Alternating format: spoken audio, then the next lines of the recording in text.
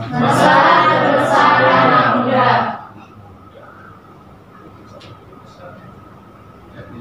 Menurut kalian apa masalah terbesar anak muda? Putus. Masa depan. Pergaulan bebas. Pergaulan bebas masa depan. Ada lagi? Beli beras om. Yang Mel, betul, apa Mel? yang betul dapat hadiah satu. Masalah terbesar anak muda adalah apa? Gak punya uang.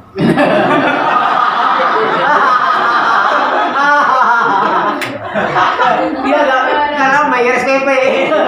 Belum sih. Nanti kalau betul dapat hadiah. Masih ada? Yuk, ada kesempatan. Masalah terbesar anak muda adalah siapa? Salah nggak apa-apa, barangkali betul. Oke, kira masalah terbesar anak muda adalah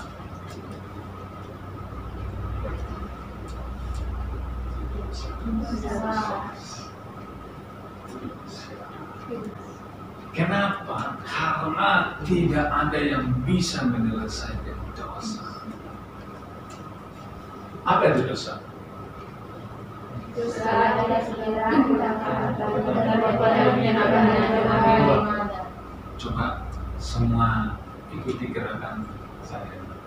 Segala pikiran, perkataan, perbuatan yang tidak menyenangkan hati Tuhan.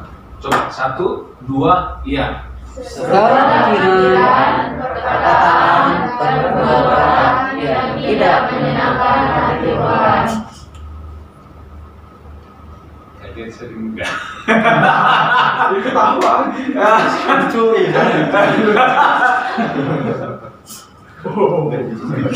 Pikiran, perkataan, perbuatan. Kalian pikirannya pernah dosa enggak? Omongannya pernah dosa enggak? Perbuatannya pernah dosa enggak? Ini yang menariknya.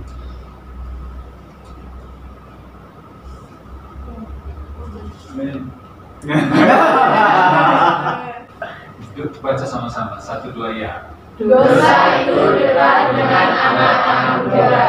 Kalian setuju nggak? Setuju. Berarti ada apa dengan kalian? Kenapa dosa itu dekat dengan anak muda? Karena masih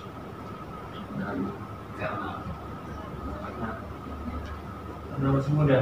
karena masih Karena gak ada manfaat. kenapa dosa itu dekat dengan anak-anak muda? Kalian tahu? Karena anak muda itu generasi masa depan bangsa dan gereja. Jadi Tuhan tahu angel itu generasi masa depan yang luar biasa. Tuhan tahu Randi itu, Agil itu, kita semua yang muda ini generasi masa depan. Dulu Jokowi itu Pernah muda. dulu enggak? Sama seperti kalian. Kalian itu iblis tahu masa depan kalian itu sungguh dahsyat. Itu sebabnya iblis dari sekarang membawa kalian jatuh dalam dosa. Ya kan? Kalian dekat dengan dosa kan? Kalian kok seperti merasa bersalah semua. Dihakimi. Hanya kalian yang tahu apa dosa kalian. Ya kan? Oh, saya nggak tahu. Hanya kalian yang tahu. Dosa itu ada di mana? Pikiran, perkataan, perbuatan. Pikiranmu nggak ada yang tahu. Hatimu tidak ada yang tahu. Tapi Tuhan tahu. Di kamar bisa berbuat dosa nggak? Di tengah keramaian seperti ini bisa berbuat dosa nggak? Bisa, nggak perlu tempat yang gelap-gelap. Dosa itu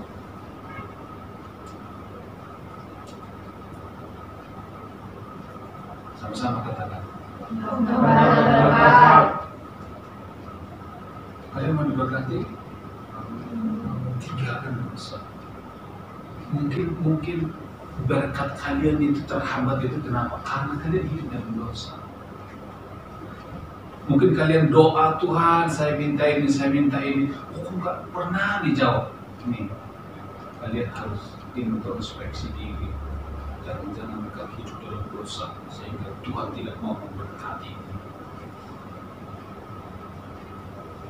Mau doa ini dijawab? Tinggalkan dosa. Yang kedua, dosa itu menghambat kesuksesan. Kalian mau sukses enggak?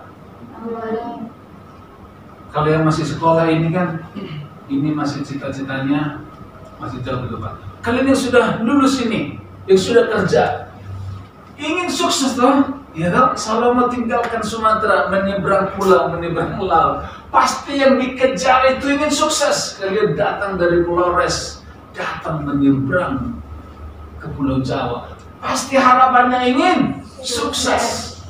Kalian tidak akan pernah bisa sukses kalau hidup dalam dosa. Ngeri ya? Dosa itu besar, masalah besar. Yang ketiga, dosa itu penghambat hidup berkemenangan. Apa sih hidup berkemenangan? Udah lihat muka orang, kiri kanan pun coba lihat mukanya. Mukanya itu berseri-seri, senang, bahagia, penuh masalah, penuh pergumulan, penuh kesusahan. Orang kalau hidupnya tidak berkemenangan itu setiap hari mengeluh terus susah terus.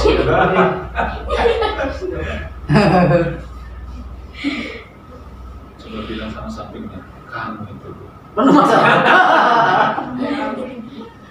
ya kan? Berarti itu nggak berkemenangan. Tuhan, dengar ini, Tuhan tidak pernah menentukan kalian setiap hari cemberut, susah. Enggak pernah. Tuhan menetapkan kalian setiap hari ceria, sukacita, bahagia. Itu. Amin. Kalau kalian tidak bahagia, tidak ceria, berarti kalian sedang tidak berkemenangan. Ada yang salah dalam diri. Pasti ada yang salah. Enggak mungkin tidak. Amin. Iya, setiap hari lihat saja yang di kos. Kalian kan berlima nih di sana. Tiap hari lihat gerak-geriknya, mukanya gitu ya, mengeluh terus apa enggak? Itu dari situ kelihatan dia itu berkemenangan apa enggak. Tuhan tolong kita ya. Yang terakhir, yang paling dosa itu penghambat anak muda masuk surga. Kalian ingin masuk surga enggak? Fitri, kalau hari ini seandainya mati, maksudnya kemana? Kulkas. Sebentar. Ini Sebentar. kamu yakin Bisa. masuk surga?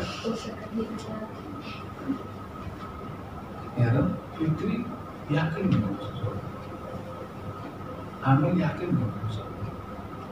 Kalau misalnya tiba-tiba Tuhan panggil kita malam ini,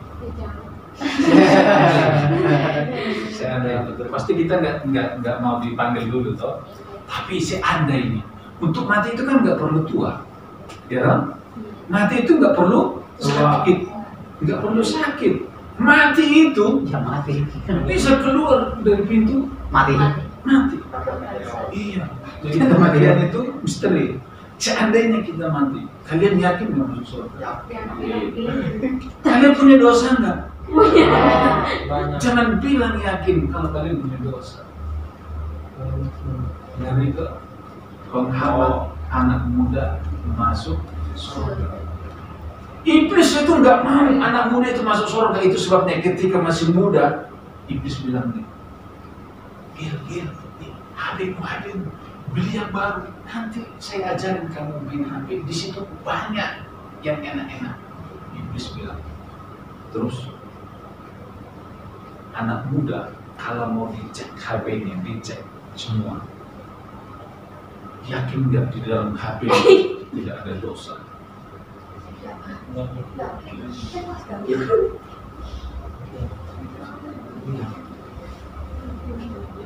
Dosa itu nggak susah nyarinya. Sekarang dosa yang nyari kita, ya dong. Dosa nyari kita. Aduh, saya kira HP itu penyebab dosa yang paling besar hari-hari ini. Kenapa? Sekali sentuh, kamu bisa melihat seluruh dunia. Betul tidak? Seluruh dunia kamu bisa lihat dengan satu sentuhan. Saya yakin iblis itu sedang ambil bagian di dalam HP. Itu teknologi. Kita bisa menghindari teknologi nggak? Nggak bisa. Dunia ini kan terus berkembang. Tetapi iblis juga ikut bermain di situ. Saya akan bermain di sini. Berapa banyak? Saya yakin berapa juta anak-anak muda hari-hari ini yang sedang ditarik oleh iblis lewat HP. Saya terlalu percaya. Yang di sini semoga itu tidak ada. Amin. Kalau ada bertobatlah. Amin. Yang terakhir. Ini saya mau jelaskan kepada kalian bagaimana solusinya dosa. Allah itu manusia. Allah dengan manusia ini ada jarak. Ada jarak. Kotor dengan suci nggak mungkin bisa bersatu, nggak mungkin, nggak ada cerita. Kalau kalian punya baju yang rapi, yang bersih, kalian masukkan di lemari kan? Kalau kotor, dimasukkan lemari nggak? Nggak mungkin. Allah itu terlalu suci. Musa pernah dilarang Tuhan untuk mendekat. Ketika Musa nggak boleh ketemu sama Allah. Kalau manusia ketemu Allah, apa yang terjadi? Hangus, terbakar. Kenapa? Karena Allah itu terlalu suci, terlalu mulia. Itu Allah itu, Allah yang suci. Musa dilarang ketika Musa jalan kaki, kemudian Tuhan bilang, Musa jangan dekat. Di situ ada hadirat Tuhan, ada Allah. Jadi Allah yang suci ini tidak bisa ketemu manusia. Kalau ketemu, misalnya Allah itu langsung turun ke dalam dunia, semua manusia mati, hangus. Saking sucinya Allah itu. Manusia nggak bisa ketemu Tuhan juga. Kenapa? Karena manusia. Yesaya 57 ayat 15. Siapa yang paling cepat nanti dapat hadiah. Coba temukan Yesaya 57 ayat 15. Yang ketemu langsung angkat tangan, dapat hadiah. 57 ayat 15. Sebab inilah firman yang maha tinggi dan yang maha mulia, yang bersemayam untuk selamanya dan yang maha kudus namanya. Aku bersemayam di tempat tinggi dan di tempat kudus, tetapi juga bersama-sama orang yang remuk dan rendah hati, untuk menghidupkan semangat orang-orang yang rendah hati dan untuk menghidupkan hati orang-orang yang remuk. Dia Allah yang maha kudus. 1 Petrus 1 ayat 16. Sebab ada tertulis, kuduslah kamu sebab aku adalah kudus. Kuduslah kamu sebab aku kudus. Aku kudus. Allah itu kudus. Oke, lihat ke depan. Roma 3 ayat 23. 1, 2, 3. Siapa yang paling cepat? Roma 3, 2, 3. Semua orang telah berbuat dosa dan telah kehilangan kemuliaan Allah.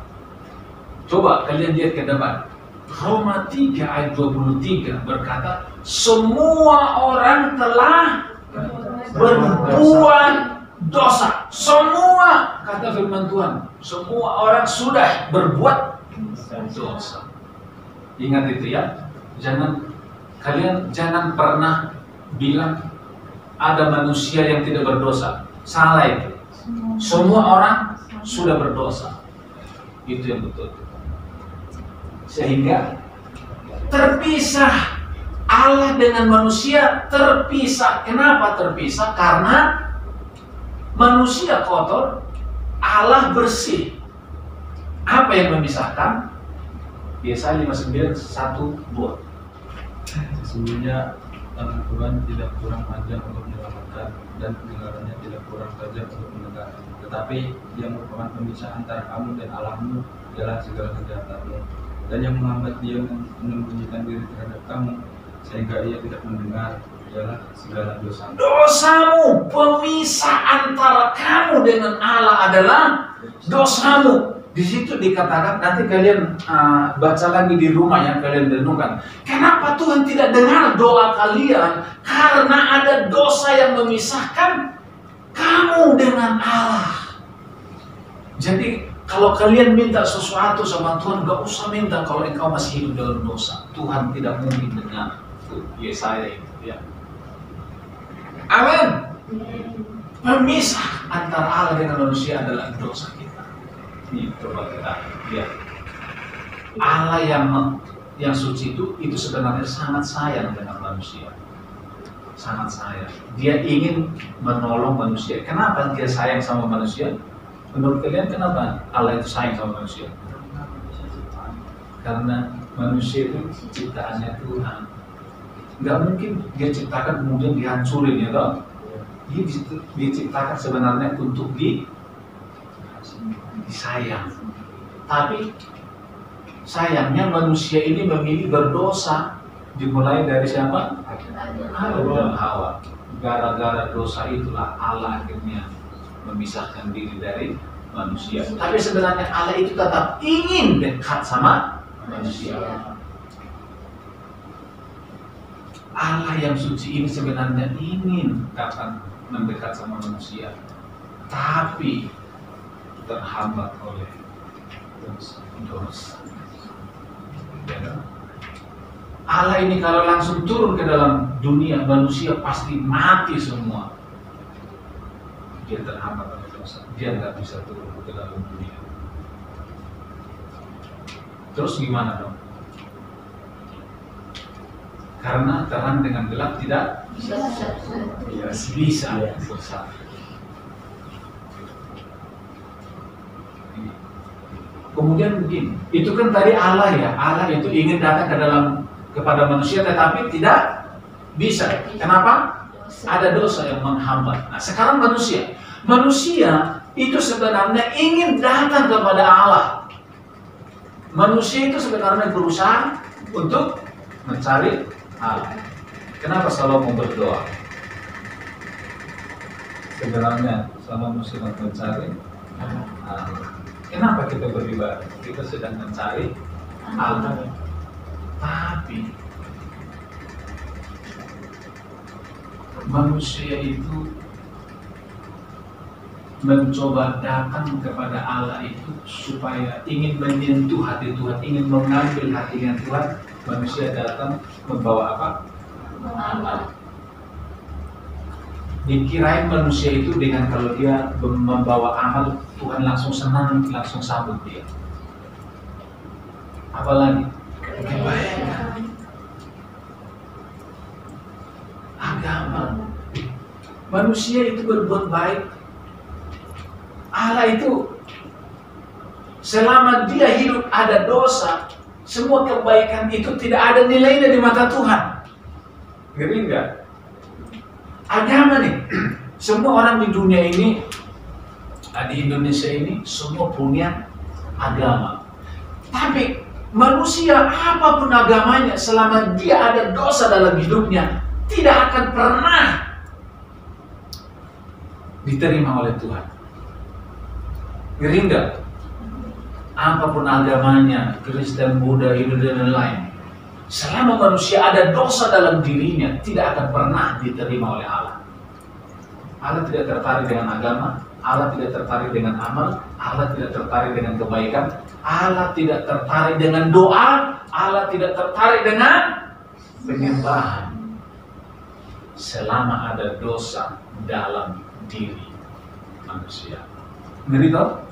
Dosa itu ngeri tau? Ini.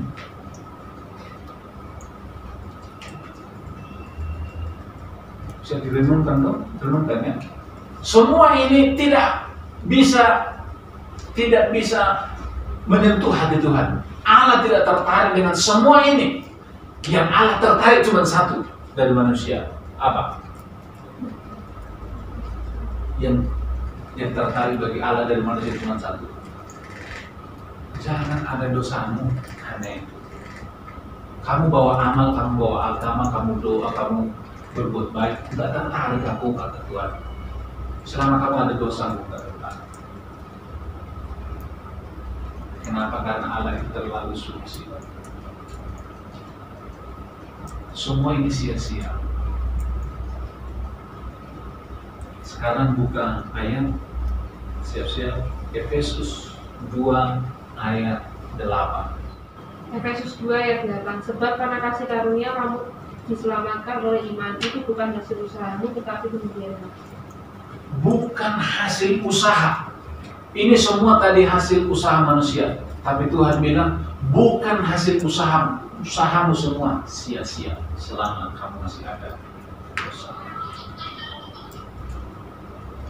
Oke, kita lanjut yang terakhir ini.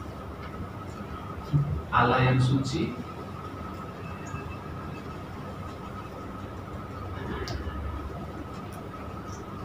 Nah, ini tadi Allah datang dari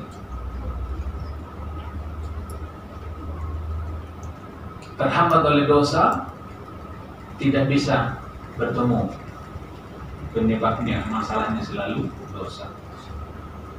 Dosa menjadi masalah sebesar. Makanya jangan macam-macam sama dosa ya. Jangan sepelekan dengan dosa. Dosa itu menghancurkan kita, masalah besar. Baca 1, 2, 3. Dosa harus diselesaikan bersama manusia. Solusinya kita harus kerjasama dengan Allah. Bagaimana cara? Mau nggak kerjasama dengan Allah untuk menyelesaikan dosa? Ini solusinya. Allah tidak mau datang ke dalam dunia langsung, manusia nanti mati kalau dia langsung, akhirnya dia mengutus orang lain dari surga. Dia tidak langsung datang ke dalam dunia, tapi dia mengutus satu orang ke dalam dunia. Dan dari bumi mewakili manusia. Siapa yang dari bumi mewakili manusia? Ini tadi penghambat, ini masalah, yaitu ini kan harus diselesaikan ini. Selama ini ada Allah dengan manusia tidak akan pernah bisa bersekutu. Ini harus dihancurkan. Bagaimana caranya? Yesus diutus dari sorga dan mewakili dari bumi. Hebat kan? Yesus itu dari sorga atau dari bumi? Dari Siapa bilang dari sorga? Yesus itu dari dunia atau dari sorga? Yesus itu dari sorga, lahir dari bumi. Berarti dari sorga atau dari bumi? Dua-duanya. Dia datang dari sorga, dia juga datang dari bumi. Makanya Yesus lahir di kandang domba hari Natal. Berarti dia di bumi, tapi dia sebenarnya adalah orang sorga. Kenapa dia harus datang dari bumi? Karena harus mewakili manusia menghadap. Kenapa manusia harus diwakili? Kalian tahu? Karena dosa. Di dunia ini kan tidak ada yang suci, semua sudah berdosa. Akhirnya Allah menyediakan satu orang yang tanpa dosa. Siapa itu? Yesus. Hanya satu, Yesus. Mereka hanya satu pribadi yang suci tanpa dosa di bawah kolong langit. Semua nabi ada dosanya enggak? Musa, Abraham, hanya ada satu pribadi yang suci tak berdosa. Namanya siapa? Yesus. Yesus. Kenapa dia tidak berdosa? Karena dia dari surga, bukan dari bumi.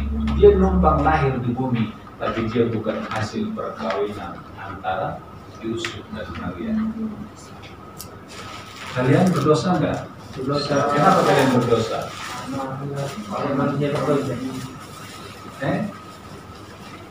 Mel berdosa enggak, Mel? Kenapa Mel berdosa? Karena papa dengan mama kawin, ya toh? Bukan berarti kalau kalian berdosa. Papa dan mama itu punya keturunan darah dari Adam yang berdosa, sehingga semua manusia, kita kan semua satu keturunan dari Adam. Tapi Yesus keturunan dari siapa? Dari surga. Dia hanya numpang lahir di dunia, itu sebabnya dia satu-satunya pribadi yang berdosa. Dia layak mewakili manusia dari bumi menghadap Allah.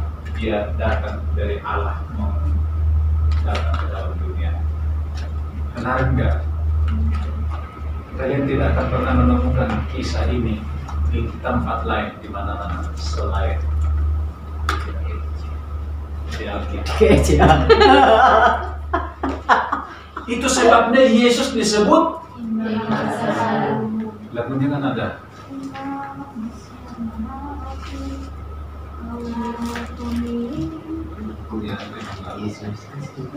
Sanjung Aduh, jauh sekali. sebab engkau Imam Besar Agung.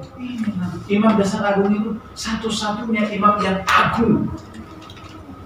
Ini satu-satunya, nggak ada yang lain.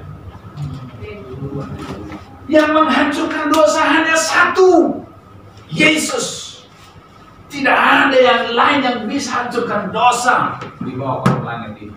Satu pribadi Yesus. Tadi kan masalah terbesar apa? Dosa. Kalian, kalau kalian hidup dalam dosa tadi, apa akibatnya? Dosa ini harus dihancurkan dalam diri kalian. Bagaimana solusinya supaya kita? Solusinya Roma 9 ayat 10. 1, 2, 3. Roma 10, 9 ayat 10. Karena dengan hati orang percaya dan dibenarkan, dan dengan mulut orang mengaku dan diselamatkan. Oke. Gini. Roma 10 ayat 9, 10 nanti kalian baca lagi di rumah. Firman Tuhan bilang gini, kalau kalian percaya dengan hatimu dan kamu mengaku bahwa Yesus adalah Tuhan, kamu selamat, dosamu diampuni, dosamu diselesaikan, dosamu dihancurkan. Gimana dosa itu supaya selesai? Hanya sederhana, gampang, terima Yesus dalam hatimu. Ketika Yesus engkau terima dalam hatimu, dosamu yang banyak hilang. Amin. Angel berapa tahun berbuat dosa?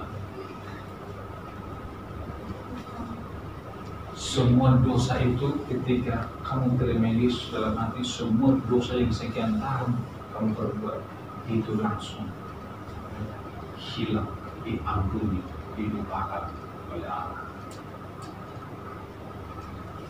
Saat Anda percaya dalam hati dan mengaku dengan mulut, maka dosamu diampuni dan hidupmu disucikan, dibersihkan oleh darah Yesus. Amin. Amin. Kalau dosamu ingin bersih, terima Yesus di hatimu. Jangan cari yang lain, tidak ada solusinya, hanya darah Yesus. Yesaya 1:18, 1, 2, 3. Marilah baiklah kita berperkara firman Tuhan, sekalian dosamu merah seperti krimisi akan menjadi putih seperti salju sekalipun berwarna.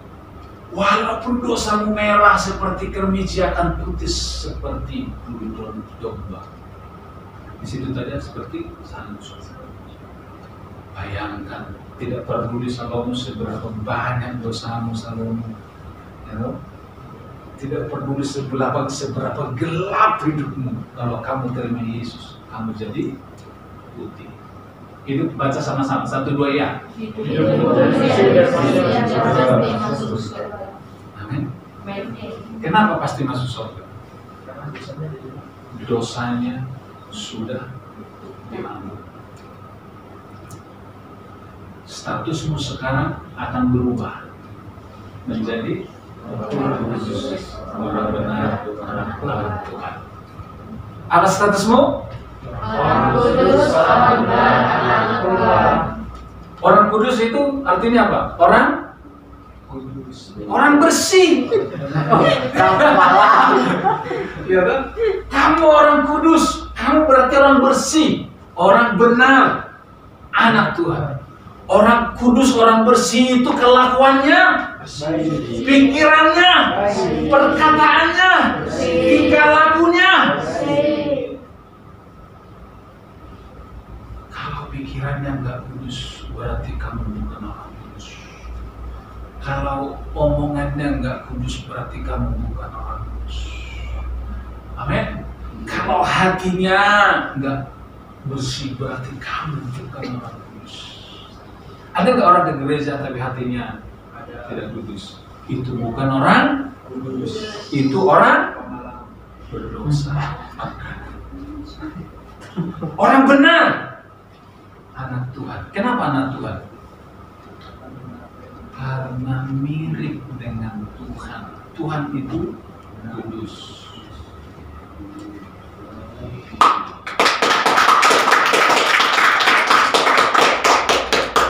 Mari kita bangkit berdiri bersama-sama.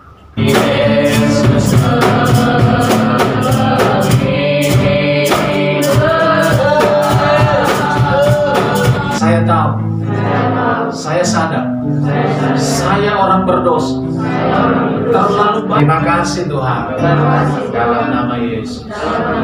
Kita yang percaya berkata.